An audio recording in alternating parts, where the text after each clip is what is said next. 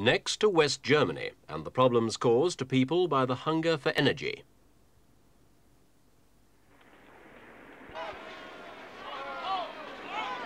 Here in Grond, near the town of Hamelin, protesters demonstrate against the installation of a nuclear power plant. In Germany, as in much of Western Europe, nuclear power is a sore point among those who fear it endangers lives.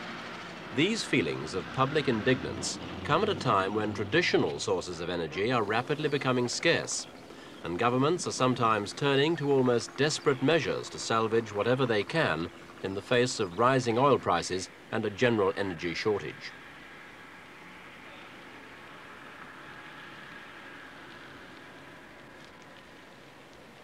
In a highly industrialized nation like West Germany, the search for more and more fuel to power industry has led to several problems.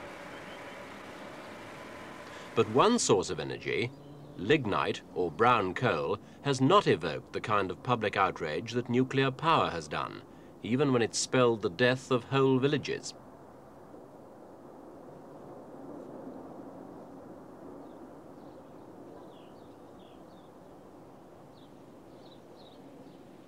Königshofen is one such village in North Rhine-Westphalia, about 20 miles northwest of Cologne.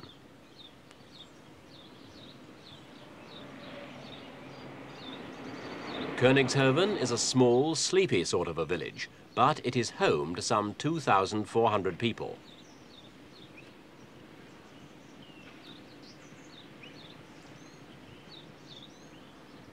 There is one church, about half a dozen bars, a brewery, a few shops and a bank.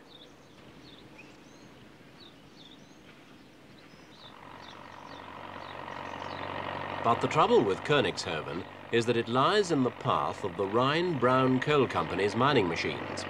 The company's policy is to move the whole village, lock, stock and barrel, to a new location, a location chosen by the village authorities.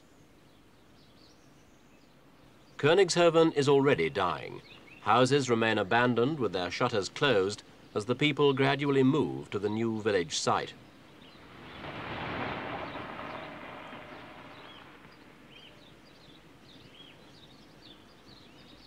In moving the whole village to another location, the authorities hope to recreate the community in what they believe will be a better environment, and to quell the fears of those who might have suffered the distress of being torn away from the memories of near and dear ones. The company has even undertaken to move the local graveyard, remains and headstones alike, to the new location.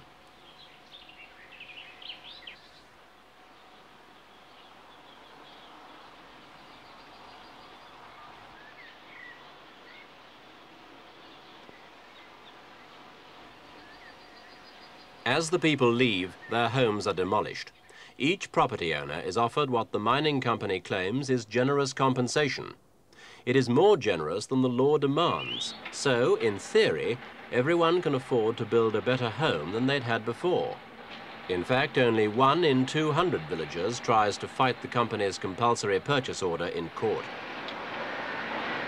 When the demolition work is finished, the mining company will be moving in with its giant diggers, incorporating the entire village into a coal field stretching some 1,500 square miles. Put another way, 1.5 times the size of Luxembourg.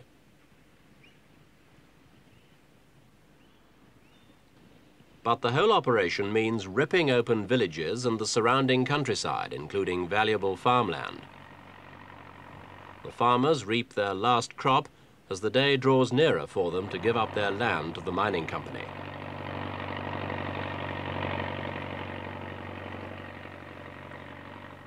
As they load their trucks with the last of the crops, the farmers hope they will be able to continue growing the same crops in their new village.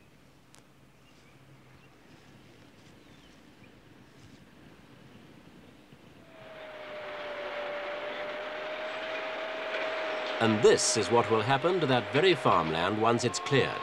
These monsters are digging for lignite or brown coal. West Germany has the biggest reserves of brown coal in Europe and has launched its biggest open-cast coal mining operation.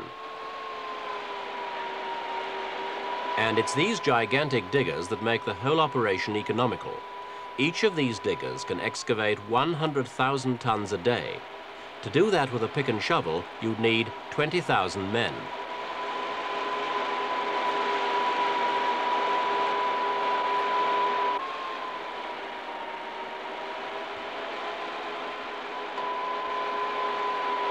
Each of these diggers usually has a crew of only about 5 men. The machines have already carved their way through 51 villages and the houses of 21,000 people. If the operation continues at the same rate, by the year 2030, they will have eaten their way through 132 villages.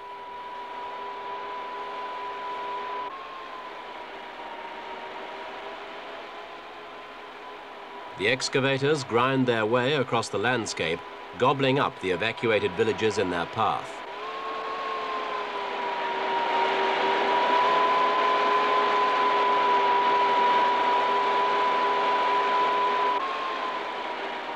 Lignite appears nearer the surface of the ground and is a great deal younger than higher-ranking coal.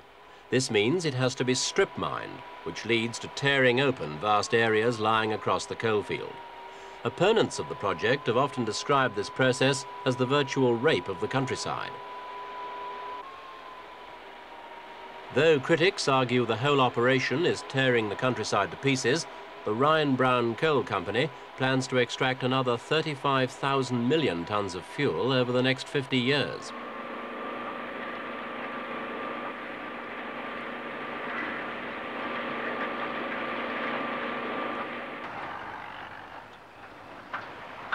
The new village of Königshoven is just under 3 miles away from the old. Parts are now in various stages of development and construction.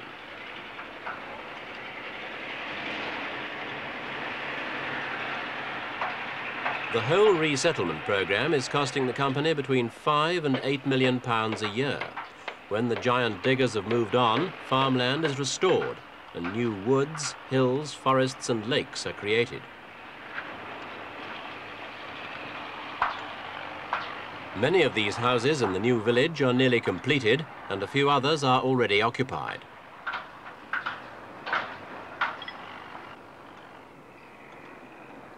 Despite the destruction and upheaval, most people seem to be settling in quite well.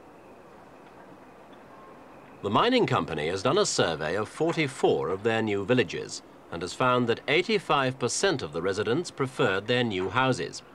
But while going about their daily life as usual, some of the villagers still resent the inconvenience of having had to move, and particularly the disappearance of old familiar sites. But the lignite from the open pits they have left behind accounts for 30% of the country's electricity, and the mining company claims that helps to create a better world for all West Germans to live in.